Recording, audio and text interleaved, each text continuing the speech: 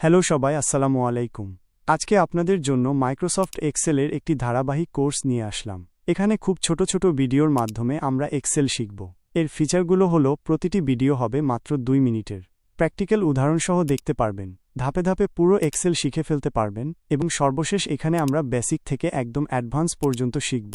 আমি আশা করছি এই কোর্সটি শিক্ষার্থীদের জন্য খুবই দ্রুত এক্সেল শেখার জন্য কার্যকরী হবে। প্রতিদিন একটি ভিডিও দেখুন আর এক্সেল হয়ে উঠুন এক্সপার্ট। এখানে আমরা এক্সেল শিট, এক্সেলের মেনুগুলো কিংবা অন্যান্য ফাংশনগুলো কেমন এবং কিভাবে কাজ করে সে সম্পর্কে জানব।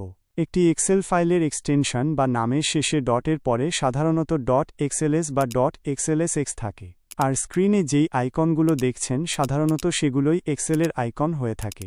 এর মধ্যে একটি ফাইলে ডাবল ক্লিক করলেই এক্সেলের মাধ্যমে ফাইলটি ওপেন হবে।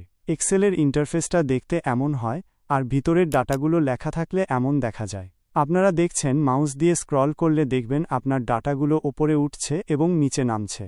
লাল ক্রস বাটনে চাপ দিলে প্রোগ্রাম থেকে বের হয়ে যাবে। কম্পিউটারের স্টার্ট মেনুতে গিয়ে এক্সেল লিখে সার্চ দিলেই এক্সেলের এই আইকনটি দেখতে পাবেন এবং এখান থেকেই এক্সেল ওপেন করতে পারবেন। এখানে প্রতিটি ভিডিওর শেষে কুইজ থাকবে, যার উত্তর আপনারা কমেন্টে জানাবেন। চলুন শুরু করি। প্রথম ভিডিওতে দেখুন এক্সেল ইন্টারফেসের সহজ গাইড।